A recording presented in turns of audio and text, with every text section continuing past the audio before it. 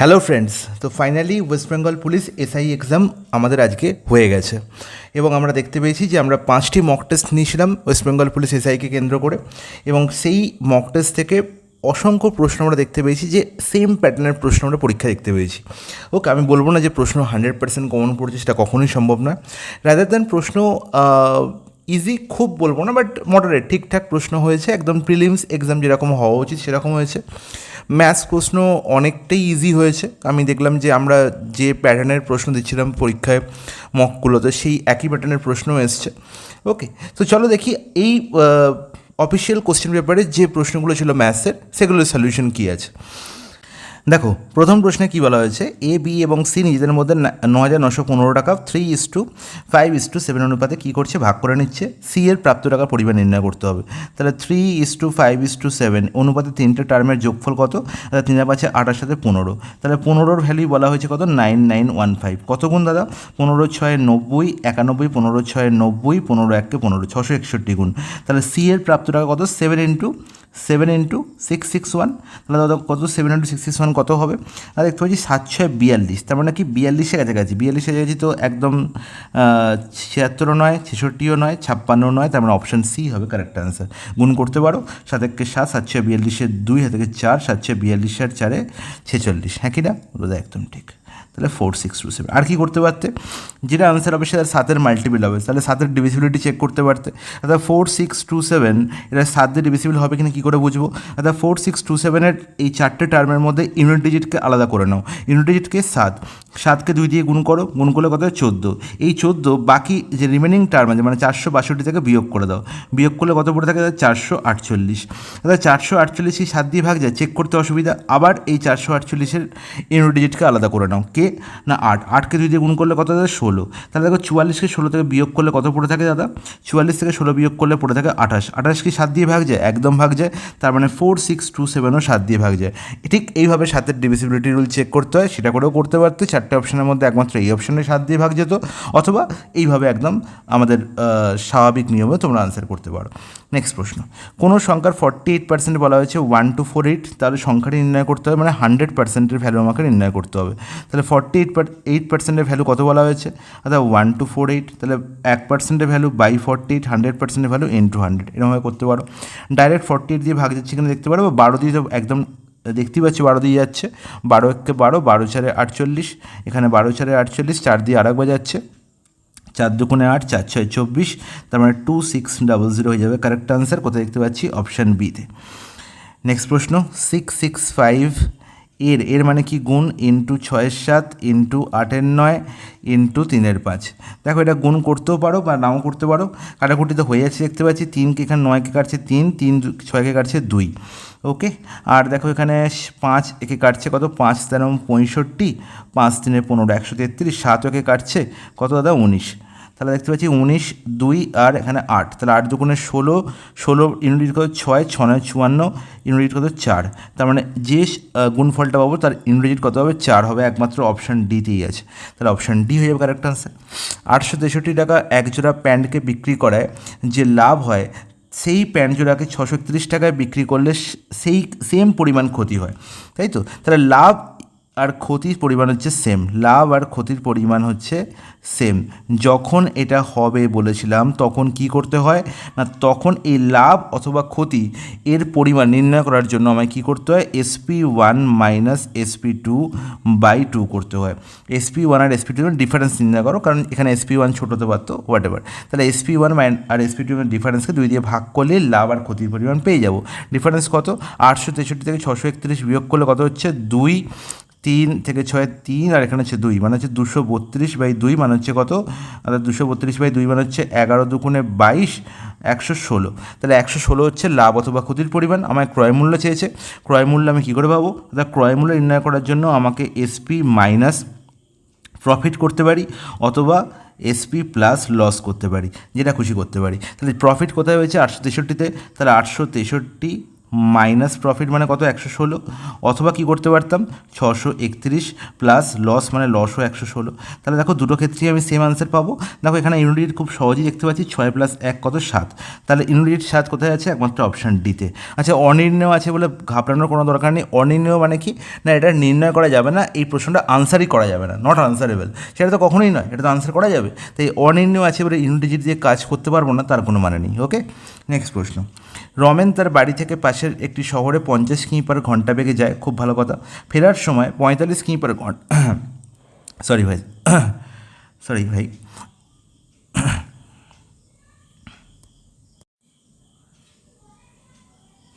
দেখো এই প্রশ্নে কী বলা হয়, রমেন তার বাড়ি থেকে পাশের একটি শহরে 50 কিমি পার ঘন্টা বেগে যায় এবং ফেরার সময় 45 কিমি পার ঘন্টা বেগে ফিরে, এবং ফেরার সময় তার 1 ঘন্টা বেশি সময় লাগে, খুব ভালো কথা। প্রতি ক্ষেত্রে সে কত কিমি দূরত্ব অতিক্রম করেছিল? তাহলে দেখতে পাচ্ছি যে রমেন তার বাড়ি থেকে একটি নির্দিষ্ট দূরত্বে যাচ্ছে, আবার সেই দূরত্বে ফিরে আসছে। ওকে, যাওয়ার সময় সে 50 কিমি পার আওয়ার বেগে যাচ্ছে এবং সেখানে তার নির্দিষ্ট একটা টাইম লাগছে, ধরলাম টি টাইম লাগছে। আর আসার সময় সে 45 কিমি পার আওয়ার বেগে ফিরে আসছে এবং সেখানে তার 1 ঘন্টা বেশি সময় লাগছে, মানে টি প্লাস 1 টাইম লাগছে। ওকে, তাহলে এই দুটো ক্ষেত্রে ডিস্টেন্স সেম, তাহলে ডিস্টেন্স নির্ণয় করার ফর্মুলা দিয়ে আমি করতে পারি, যেখানে আমি জানতাম যে যদি যাওয়ার সময় স্পিড আর আসার সময় স্পিড জানা থাকে এবং তাদের টাইম গ্যাপ জানা থাকে, টাইম গ্যাপ কত, এখানে নির্দিষ্ট টাইমে পৌঁছাচ্ছিল এবং এখানে 1 ঘন্টা লেট পৌঁছাচ্ছিল, তাহলে এই যে টাইম গ্যাপটা কত, 1 ঘন্টারই টাইম গ্যাপ। তাহলে আমরা বলতে পারবো ডিস্টেন্স 1 হচ্ছে S1 ইন্টু S2 মানে 50 ইন্টু 45 বাই 50 মাইনাস 45 মানে 5 ইন্টু টাইম গ্যাপ কত 1।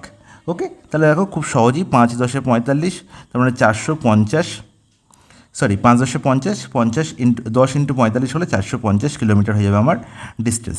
এটাও করতে পারি, অথবা এটাও বলতে পারি যে যাওয়ার সময় সে 50 কিমি পার আওয়ার বেগে গেছে, লেগেছে তার টি টাইম। আমরা জানি যে ডিস্টেন্স 1 কি, স্পিড ইন্টু টাইম, তাহলে স্পিড ইন্টু টাইম মানে 50 ইন্টু টি করলে আমি ডিস্টেন্স পেয়ে যাব। আর আসার সময় সেম ডিস্টেন্স মানে 45 কিমি পার আওয়ার বেগে এসছে এবং তার টাইম লেগেছে টি প্লাস 1, তাহলে এখানেও আমি ডিস্টেন্স কি সেম পাবো, হ্যাঁ কি না? তাহলে সেক্ষেত্রে আমি বলবো 50টি মাইনাস 45টি মানে 5টি ইজিক্যাল টু কি 45 ইন্টু 1 মানে 45। তাহলে এখান থেকে আমি বলতে পারি টি এর ভ্যালু কত, তার 9। তাহলে এখান থেকেও বলতে পারছি টি এর ভ্যালু 9, আর টি এর ভ্যালু 9 মানে ডিস্টেন্সটা আমি কী পড়াবো, এখানে টি এর ভ্যালু বসাতে পারি অথবা এখানে টি এর ভ্যালু বসাতে পারি। 9 50 দিয়ে গুণ করলে 450 পাই, আর এখানে 9 প্লাস 1 10 ইন্টু 45 করলেও 450 পাই। তার মানে অপশান সি হবে কারেক্ট আনসার। নেক্সট প্রশ্ন। দেখো এই প্রশ্নে কী বলা হয়েছে না, 3333 সাথে কী যোগ করলে যোগফলটি একটি পূর্ণবর্গ সংখ্যা হবে। তাহলে এই ধরনের প্রশ্ন ক্ষেত্রে আমি তোমাদের ইংরেজি দিয়ে বা ডিজিটাল সাম দিয়ে শিখিয়েছি, কিন্তু এই প্রশ্নটায় দুটোই কার্যকরী হবে না। তাহলে আমি একদম বেসিক প্রসেসে যাব, আমি কি করব, বর্গমূল করব 3333। তাহলে দুটো সংখ্যা পেয়ার বানাবো, বর্গমূল করলে আমি কী পাবো, দেখতে পাচ্ছি 33 আছে মানে এর কাছাকাছি পূর্ণবর্গ সংখ্যাই 25, তাহলে 5 5 কী হয় 25। তাহলে দেখতে পাচ্ছি এখানে কত বেরোচ্ছে 8, 833। তাহলে দেখতে পাচ্ছি আমি এখানে 5-এর দুগুণ করলে 10, কতবার যাচ্ছে 8 বার যাচ্ছে না, 7 বার পুরোপুরি যাচ্ছে। তাহলে আমি দেখতে পাচ্ছি যোগ করতে হবে, যদি বলে যোগ করতে হবে তাহলে আমি ঠিক তার পরের সংখ্যাটা নেবো। তাহলে পরের সংখ্যা নিলে কত হচ্ছে, তাহলে 864। তাহলে দেখো তো 831 থেকে 864 ডিফারেন্স কত, তাহলে এখানে দেখতে পাচ্ছি 1, এখানে 31। তাহলে এখানে যে ডিফারেন্স সেই ডিফারেন্সটা কী করতে হবে, যোগ করতে হবে। তার মানে এই 3333 মানে 3333-এর সঙ্গে 31 যোগ করলে আমি একটি পূর্ণবর্গ সংখ্যা পাবো। তার মানে অপশান সি হয়ে যাবে কারেক্ট আনসার। নেক্সট প্রশ্ন। দেখো পিতা পুত্রের বয়সের গড় বলা হয়েছে কত 22, তাহলে বয়সের যোগফল কত 44। তাহলে তাদের বয়সের অনুপাত বলা হয়েছে 19:3, তাহলে পিতার বর্তমান বয়স নির্ণয় করতে হবে। তাহলে 19:3 এর মানে হচ্ছে যে যোগফল রেশিওতে কত 22, তাহলে 22-এর ভ্যালু কত দাদা 44, কত গুণ দাদা 2 গুণ। তাহলে পিতার বয়স কত, অবশ্যই 19-এর 2 গুণ, তার মানে কত 38। তার মানে অপশান সি হয়ে যাবে কারেক্ট আনসার। নেক্সট প্রশ্ন। দেখো এই প্রশ্নে কি বলা হয়েছে, দুটি ক্রমিক মৌলিক সংখ্যার গুণফল বলা হয়েছে 3127, বলা হয়েছে বৃহত্তম সংখ্যাটি আমাকে নির্ণয় করতে হবে। তাহলে দেখো 3127 এই যে সংখ্যাটা, এই সংখ্যাটি দুটো মৌলিক সংখ্যার গুণফল। ওকে, তাহলে আমি একে ফ্যাক্টরে ভেঙে দুটো মৌলিক সংখ্যা নির্ণয় করতে পারি, কিন্তু সেটা কষ্টসাধ্য। তাই আমি কী করবো, এই 4টে অপশানে হেল্প নেবো, অপশান দিয়ে আর ইউনিট ডিজিট দিয়ে এই প্রশ্নটা খুব সহজ হয়ে যাবে। দেখো 59, 53, 61, 47 এটা প্রত্যেকেই কি না মৌলিক সংখ্যা। ওকে, তাহলে দেখো 59-এর পরবর্তী মৌলিক সংখ্যা কী, তাহলে 59-এর পরবর্তী মৌলিক সংখ্যা হচ্ছে 61। 59 আর 61 গুণফল কি 3127 হতে পারে? কখনোই নয়, কারণ 9 আর 1 গুণফল নয়, মানে এই গুণফলের ইউনিট ডিজিট কী হবে? 9 হবে। তার মানে 59 আর 61 মধ্যে আমার বৃহত্তম সংখ্যাটা নিতে হবে, কিন্তু 61 বৃহত্তম সংখ্যা হতে পারে না, কারণ এদের গুণফল কী হচ্ছে না ইউনিট ডিজিট 9 হচ্ছে, মানে 3127 সঙ্গে ম্যাচ করছে না, তাহলে 61 আনসার হতে পারে না। 59 কিন্তু হতে পারে। এবার দেখো 53 এর পরবর্তী মৌলিক সংখ্যা কী? যাতে 59, তাহলে 53 আর 59 গুণফল 3127 সঙ্গে ইকুয়াল হবে। এবং আমি যদি 3127 গুণ না করতে পারি তাহলে বলবো এখানে ইউনিট ডিজিট কত? দাদা 7। তার মানে এখানে ইউনিট ডিজিট ম্যাচ করছে, তার মানে এদের মধ্যে আমি বলতে পারি যে তোমার বৃহত্তম সংখ্যাটা কি 59। তাহলে 59 অপশান এতে আছে, অপশান এ হয়ে যাবে কারেক্ট আনসার। কিন্তু যদি আমরা বলি দেখি যে আমাদের পরের যে এরপরের যে অপশানটি আছে 61, সেখানে চেক করে দিই, তাহলে সেখানে চেক করে বলবো 61-এর পরবর্তী মৌলিক সংখ্যা তো 67। তাহলে 67 তো কিন্তু যদি গুণ করি তাহলে এখানেও তো আমি 61-এর সঙ্গে এখানেও ইউনিট কত পাবো? 7 পাবো। তাহলে এটাও তো আনসার হতে পারে। কিন্তু আমি বলতে পারি যে 61 67 এটা প্রত্যেকেই হচ্ছে 60 অপেক্ষা বৃহত্তম। তাহলে 60 অপেক্ষা যখন বৃহত্তম, তাহলে আমরা জানি 60 × 60 গুণ করলে ইটসেলফ 3600 হয়। তার মানে 3600 কি 3127 অপেক্ষা অনেক বড়, 3127 অপেক্ষা অনেক বড়। তার মানে কখনোই এই দুটো নাম্বার মানে দুটো মৌলিক সংখ্যা 60 অপেক্ষা বড় হতে পারে না, দুজনেই কী হবে? 60 অপেক্ষা ছোটো হবে। তার মানে অপশান সি এখানেই কী হয়ে গেল? ক্যান্সেল আউট হয়ে গেল। আর অপশান ডি দেখতে হচ্ছে 47 এর পরবর্তী ইউনিট ডিজিট কি? এর পরবর্তী মৌলিক সংখ্যাকে 51। তাহলে 7 ইন্টু 51 নয় 53, ভুল বললাম, 53। তাহলে এখানে গুণ করলে দেখতে পাচ্ছি ইউনিট কত হচ্ছে না 3 × 7 = 21। তাহলে ইউনিট তো 7 হওয়ার কথা, তার মানে এটাও আনসার হতে পারে না। তাহলে এই 53 × 59ই হবে কারেক্ট আনসার। কিন্তু এদের মধ্যে বড় কে না 59, এবং সে কোথায় আছে? অপশান এতে আছে, তাই অপশান এ হবে কারেক্ট আনসার, এটা মাথায় রাখবে। কী বলা হয়েছে? কোনো একটি টাকার 5% বার্ষিক হারে 2 বছরের চক্রবৃদ্ধি সুদ ও 2 বছরের সরল সুদের পার্থক্য 122 বলা হয়েছে, টাকার পরিমাণ নির্ণয় করতে হবে। মানে প্রিন্সিপাল আমার নির্ণয় করতে হবে। আর আমি জানি যে এসআই আর CI, CI minus SI for 2 years এর ডাইরেক্ট ফর্মুলা হচ্ছে যে এটা ইজিক্যাল টু কী হয় না পি ইন্টু r/100 এর whole square, P into r/100 এর হোল স্কোয়ার। এখানে সাকসেস দিয়েও করতে পারো বা ডাইরেক্ট এই ফর্মুলা ইউজ করতে পারো, কোনো ব্যাপার নয়। আর r/100 মানে কি 5% মানে 5/100 মানে 1/20। তার মানে 1/20 whole square into P is equal to হচ্ছে কত না এই 122। তাহলে 122 ইন্টু 20 ইন্টু 20 করলেই আমি কী পেয়ে যাবো? পি পেয়ে যাবো। তাহলে পি কত হবে দাদা?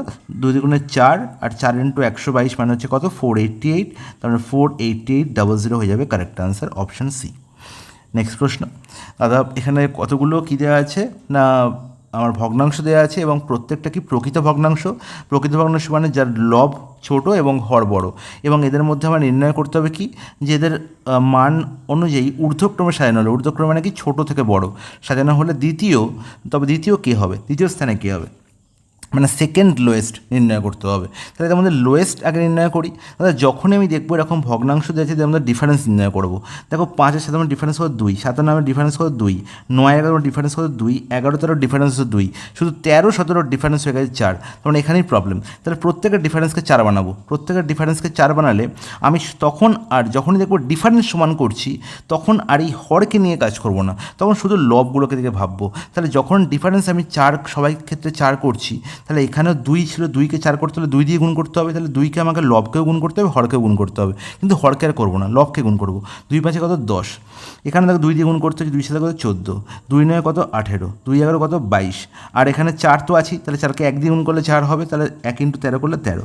তাহলে হয়ে গেল প্রত্যেকটার লব আমি পেয়ে গেলাম। এবার যেখানে দেখবো লব সব থেকে ছোটো সেই ভগ্নাংশ সব থেকে ছোটো, যেখানে লব সব থেকে বড়ো সে সব থেকে বড়ো, হরের কোনো কাজ আর নেই। ওকে, তাহলে লব সব থেকে ছোটো 10, কিন্তু আমার সেকেন্ড লোয়েস্ট 10-এর পরে কোন সংখ্যাটা সব থেকে ছোটো? 13। তার মানে কি সেকেন্ড লোয়েস্ট কে হবে না 13/17। তার মানে অপশান সি হয়ে গেল কারেক্ট আনসার। নেক্সট প্রশ্ন, বার্ষিক 15% সরল সুদের হারে 6 বছরে 7055 টাকা সরল সুদ কত হবে? তাহলে খুবই ইজি, মানে 7055 এর ওপর 15% আমি কি দিচ্ছি? ইন্টারেস্ট দিচ্ছি।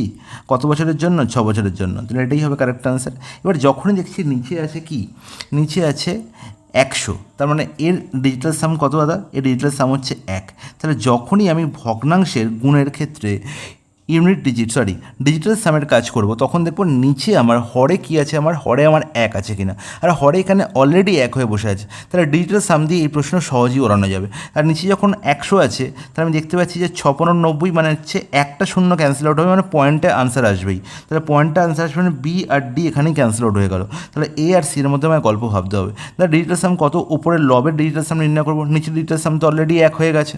তাহলে 6 এখানে আছে, এখানে দেখতে পাচ্ছি 5, আর এখানেও 6, আর এখানে দেখতে পাচ্ছি 5 আর 5 10 আর 17 মানে হচ্ছে 8। তাহলে 8 6 48, 48-এর ডিজিটাল সাম কত?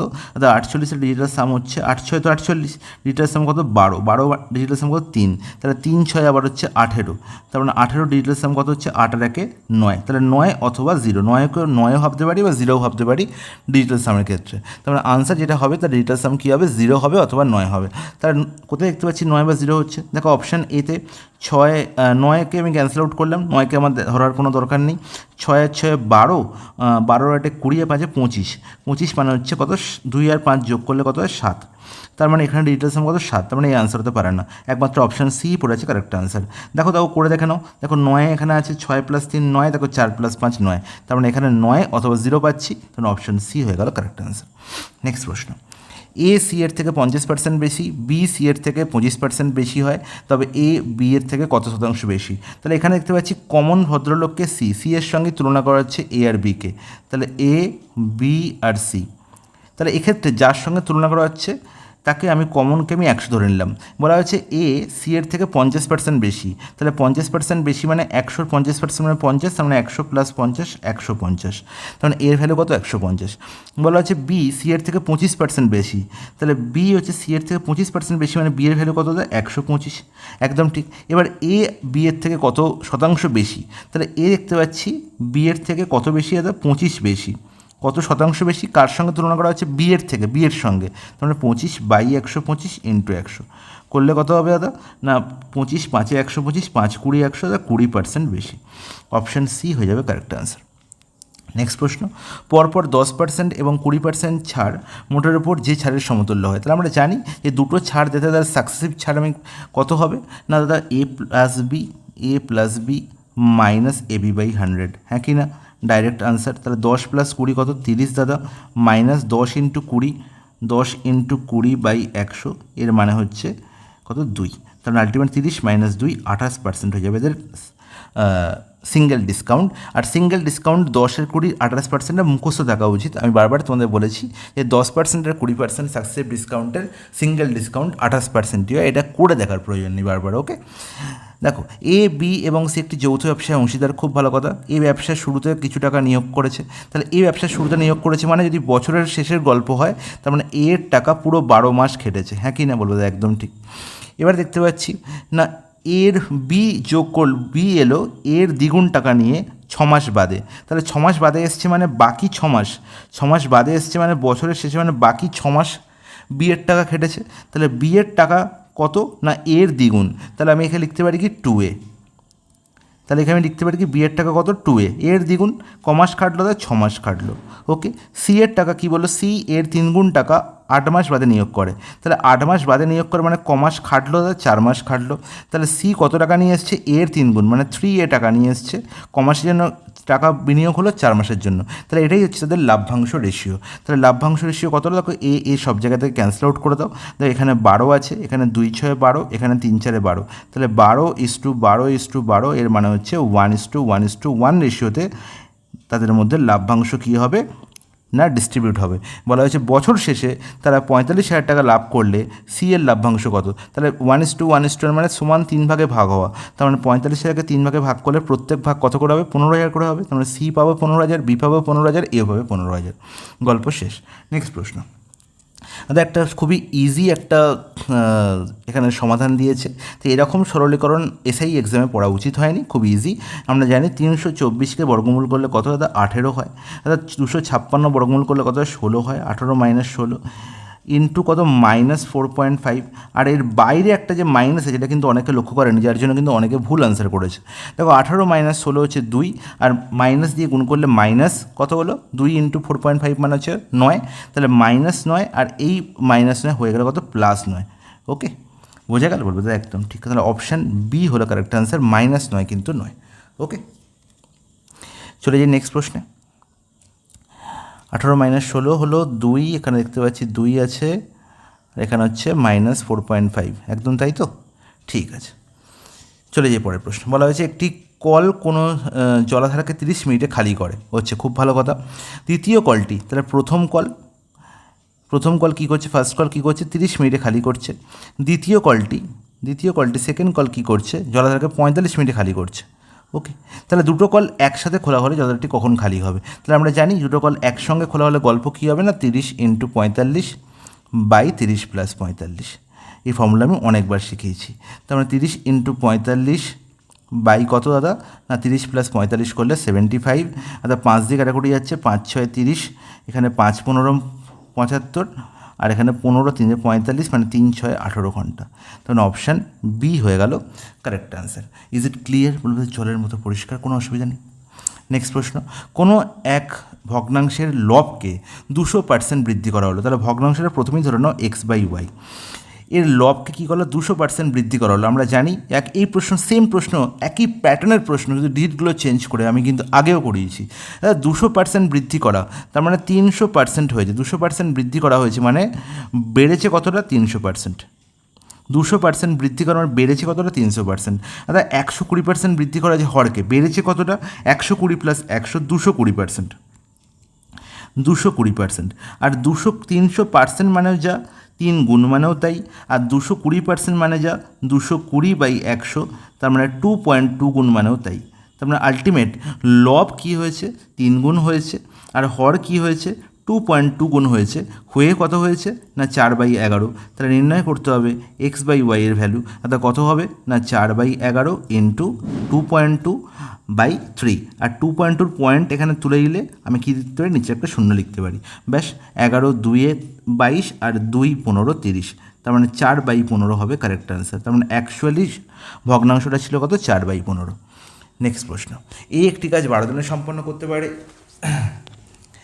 এ এবং বি সেই কাজ 8 দিনে সম্পন্ন করতে পারে। তাহলে কত দিনে বি একা কাজটা করবে? তাহলে আমরা জানি যে বি একা কত দিনে করবে দাদা না, 8 × 12/12 - 8 মানে 4।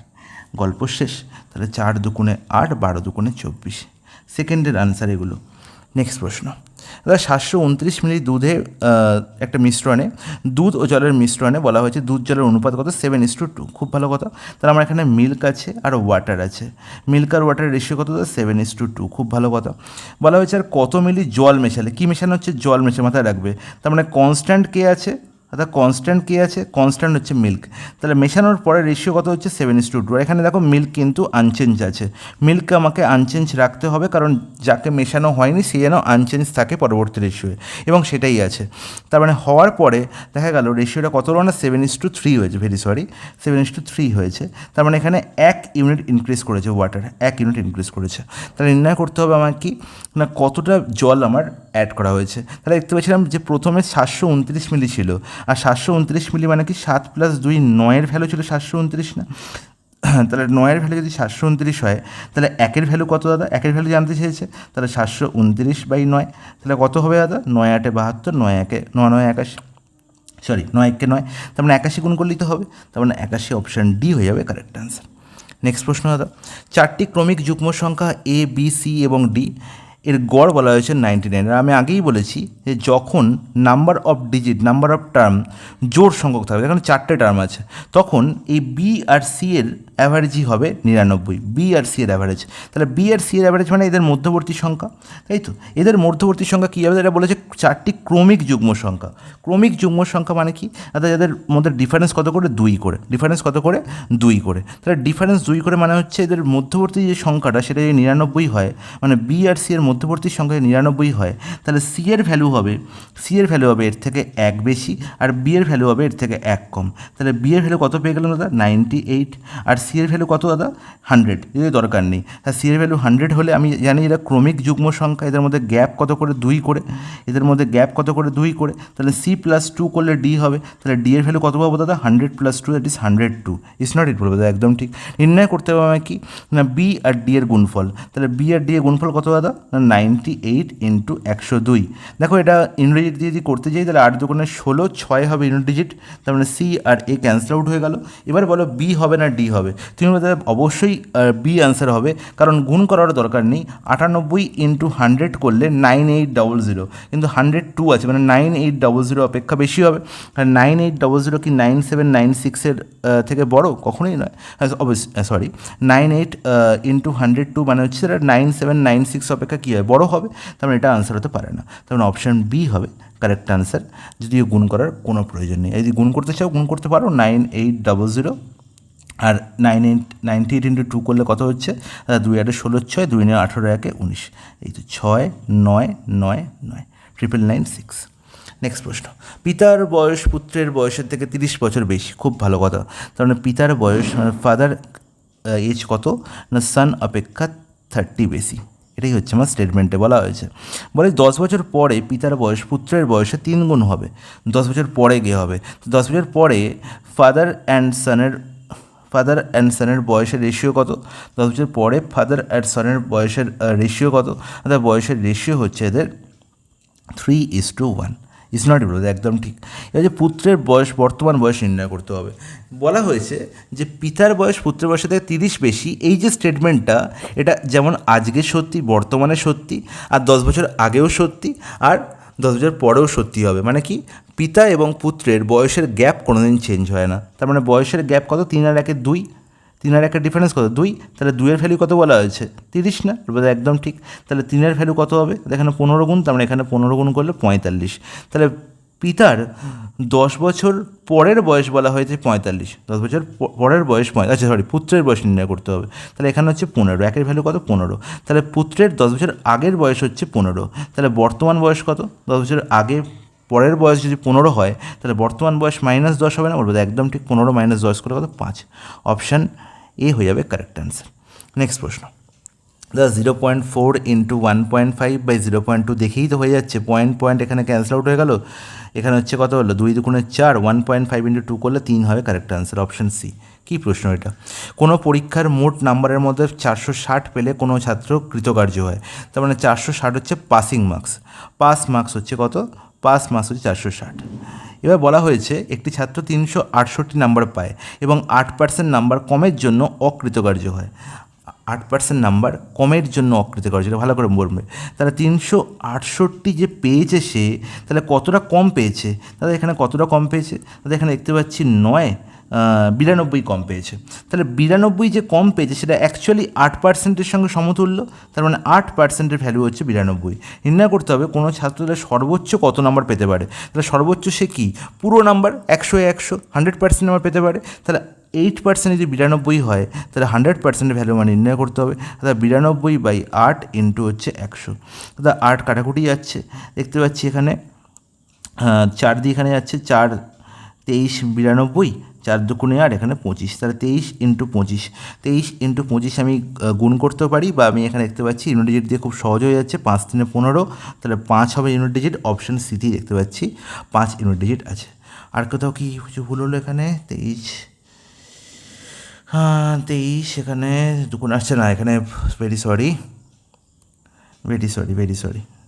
এটা আনসার হবে না। 4 2 8, এখানে 2 150 হবে, 4 2 এখানে 50। তাহলে 23 ইন্টু 50 মানে হচ্ছে কত? 3 5 15, 5 5 2 10 11, 1150। অপশান এ হবে কারেক্ট আনসার। নেক্সট প্রশ্ন, 9408 ভাগ একটা সামথিং দেওয়া আছে এবং তার বর্গমূল করা আছে, রুট দেওয়া আছে = 336। তাহলে আমি বলতে পারি এই জিজ্ঞাসা চিহ্ন জায়গায় এক্স ধরতে পারি। তাহলে আমি বলবো কি, অর্থাৎ 9408/√x = 336। তাহলে আমি বলতে পারি এখান থেকে √x-এর ভ্যালু হবে 9408/336। এবার দেখো আনসার আমার যেটা হবে সেটা আইদার 28 হবে অথবা 28-এর কী হবে বর্গ হবে। তাহলে 28-এর বর্গ কোনটা আছে? এখানে 784 আছে না?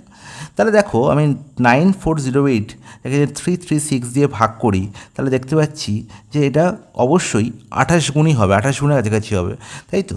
তাহলে 28 হবে না 26 হবে? আমার এই 26 আর 28-এর মধ্যে ডাউট আছে। তুমি বলবে দাদা এখানে ইউনিট 8 আছে, তাহলে 6কে 6 দিয়ে গুণ করলে কি 8 হয়? কখনোই হয় না, তার মানে 26 তো হতে পারে না। তাহলে 336কে 26 দিয়ে গুণ করলে 9408 হতে পারে না, এটা কমন সেন্স। তার মানে অবশ্যই এটা 88 হবে। তাহলে রুট এক্সের ভ্যালু যদি 28 হয় তাহলে এক্সের ভ্যালু কী হবে? 28 স্কোয়ার, 28 স্কোয়ার করলে কত হবে? 784 হবে না? বলো একদম ঠিক। তাহলে অপশান সি হবে কারেক্ট আনসার। নেক্সট প্রশ্ন, একটি ট্রেন 36 কিমি পার ঘন্টা বেগে দাঁড়িয়ে থাকা একজন ব্যক্তিকে 10 সেকেন্ড অতিক্রম করে।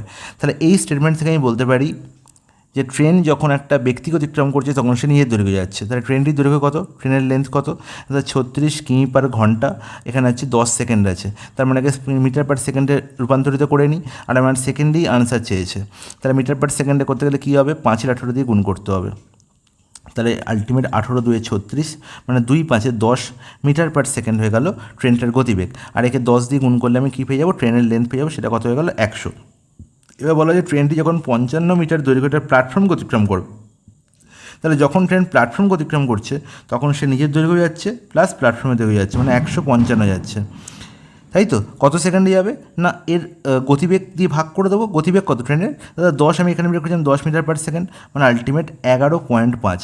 আর 11.5 মানেই বলা হয় 11×1=2। সরি, এটা কত হলো? সরি, এখানে 115 না 155, ভেরি সরি গাইস, এটা হচ্ছে 155। আর 155 বাই কত করব? ট্রেনের গতিবেগ কত? 10 মিটার পার সেকেন্ড, তাহলে 15.5। আর 15.5 মানে কত? 15×1=2। তাহলে অপশন বি হয়ে গেল প্রশ্নের সঠিক সমাধান। নেক্সট প্রশ্ন। আচ্ছা, এটাই ছিল লাস্ট প্রশ্ন, খুব ভালো কথা। তাহলে এই ছিল 25টা প্রশ্ন। 25টা প্রশ্নের বেস্ট সমাধান তোমাদের দেখালাম। আশা করব এরপরে তোমাদের কোনো ডাউট থাকবে না। এই ছিল প্রশ্ন, মানে জল ভাত প্রশ্ন ছিল, ঠিক আছে? এই জল ভাত মানে একটা প্রশ্ন যদি তোমরা পরীক্ষায় করে আসতে না পারো তাহলে আর কী বলবো, কিছু বলার নেই।